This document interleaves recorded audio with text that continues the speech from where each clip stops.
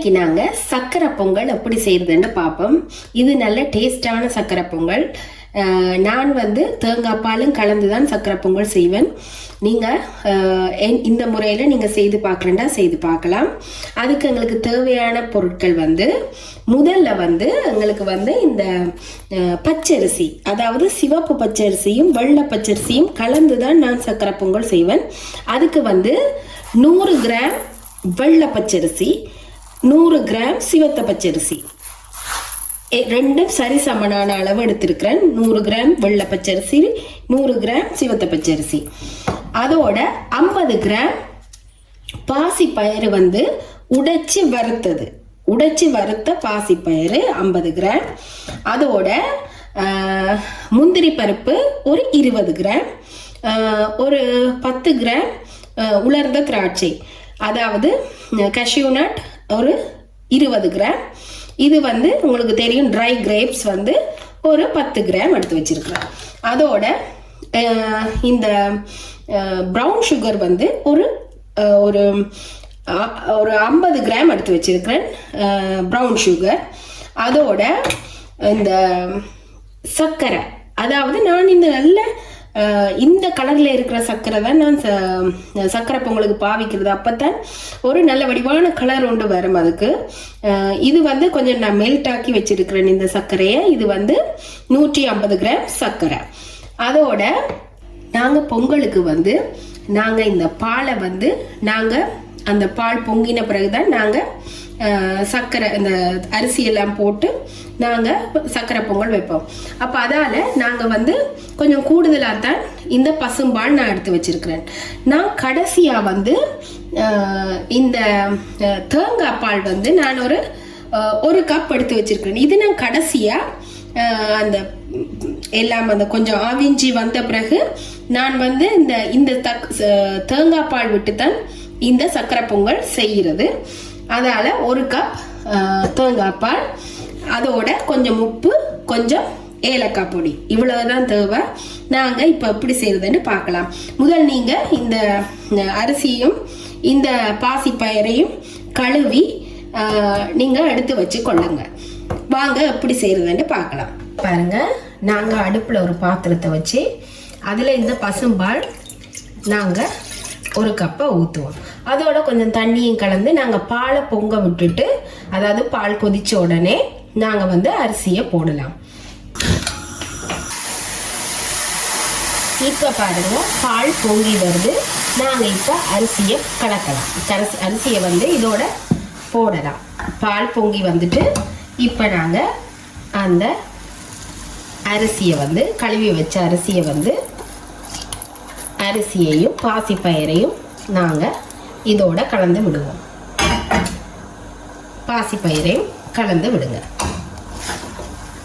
அது நல்லா வேகட்டும். நல்லா வேக வேணும். வெந்த பிறகுதான் நீங்க மற்ற எல்லாம் சேர்க்க வேணும்.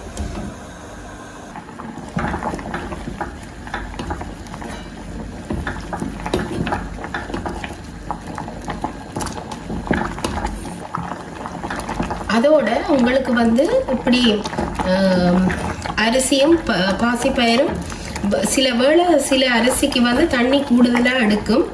அப்படி உங்களுக்கு கூடுதலாக தேவையாக இருந்தால் நீங்கள் ஒரு கொஞ்சம் பசும்பாலோ இல்லாட்டி தண்ணியோ கலந்து கூடுதலாக சேர்த்து அவிக்கலாம். அதில் எந்த விதமான பிரச்சனையும் இல்லை.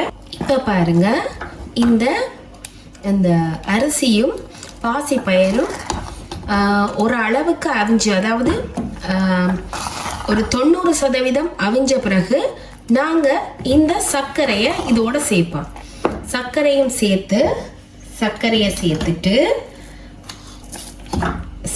சேர்த்துட்டு நாங்க உங்களுக்கு சீனி அதாவது சீனி அந்த இனிப்புத்தன்மை குறைவா வேணும்னா நீங்க அளவா பார்த்து அளந்து போடுங்க.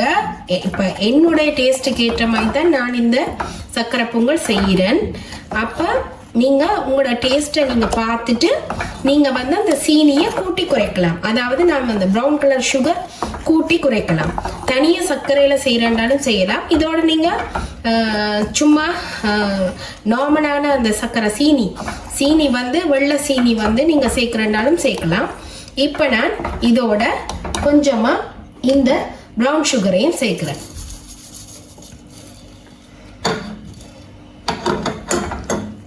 சேர்த்துட்டு கொஞ்ச நேரம் நாங்கள் அவிய விடுவோம். அதுக்கு முதல்ல நாங்கள் என்ன செய்ய வேணும், இந்த தேங்காய் பாலையும் இதோட கலப்போம். தேங்காய் பாலையும் இதோட இப்படியே கலந்து விடுவோம். அது நல்ல டேஸ்டாக இருக்கும். தேங்காய் பால் கலந்தோடனே நல்ல டேஸ்டாக இருக்கும். இது கொஞ்ச நேரம் அப்படியே அவியட்டும். அதுக்கு பிறகு பார்க்கலாம். கொஞ்ச நேரம் அந்த மீதியில் அந்த அரிசியும் அவியட்டும், அரிசியும் பருப்பும் அவியட்டும். இப்போ பாருங்க, அந்த சர்க்கரை அதாவது ப்ரௌன் சுகர் எல்லாமே பாருங்க ஒன்றா சேர்ந்து இப்படி நல்லா அரிசியும் பாசிப்பயிரும் அவிஞ்சிட்டு, இப்போ நாங்கள் இந்த டைமில் நாங்கள் என்ன செய்யணும், கொஞ்சமாக உப்பு சேர்ப்போம். அதாவது ஒரு 1/2 டீஸ்பூன் உப்பு சேர்த்துட்டு நாங்கள் அதை அப்படியே கலந்து விட்டுட்டு நாங்கள் என்ன செய்ய வேணும், இதோட நாங்கள் இந்த அதாவது முந்திரி பருப்பும் இந்த காஞ்ச திராட்சையும் நாங்கள் வந்து அதையும் இப்படியே கலந்து விடுவோம். அதையும் கலந்து விட்டுட்டு அப்படியே அதை கலந்துட்டு கொஞ்ச நேரம் மெல்லிய ஃப்ளேமில், அதாவது லோ ஃப்ளேமு கீழே நல்ல மெல்லிய ஃப்ளேமில் விட்டு இந்த அடி பிடிக்காம இருக்க வேணும். நாங்கள் ஃப்ளேமை கூட்டி விட்டால் அடி பிடிச்சிரும். அதால் நீங்கள் பார்த்து இதை வந்து நல்லா கிண்டி விடுங்க.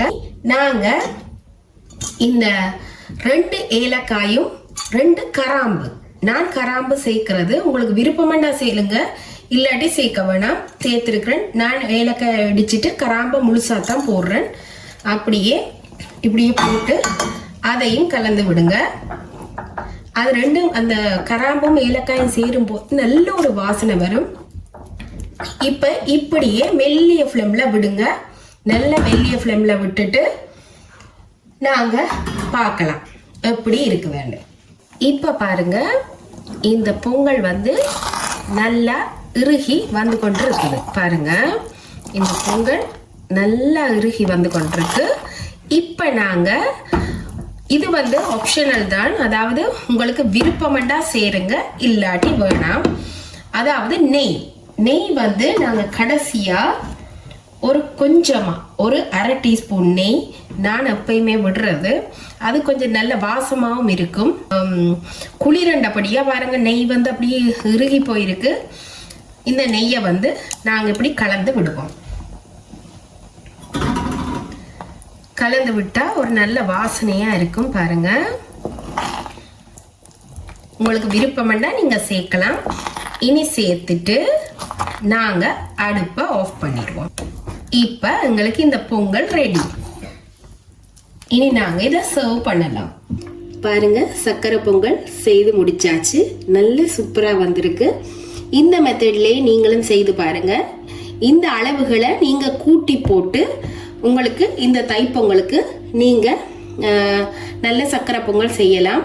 நான் சொன்ன அளவுகளை விட நீங்கள் உங்களுக்கு எந்த அளவு வேணுமோ அந்த அளவுக்கு நீங்கள் மெஷர் பண்ணி நீங்கள் செய்யலாம். செய்து பாருங்க, எப்படி இருக்குன்னு எனக்கு கமெண்ட்ல சொல்லுங்க.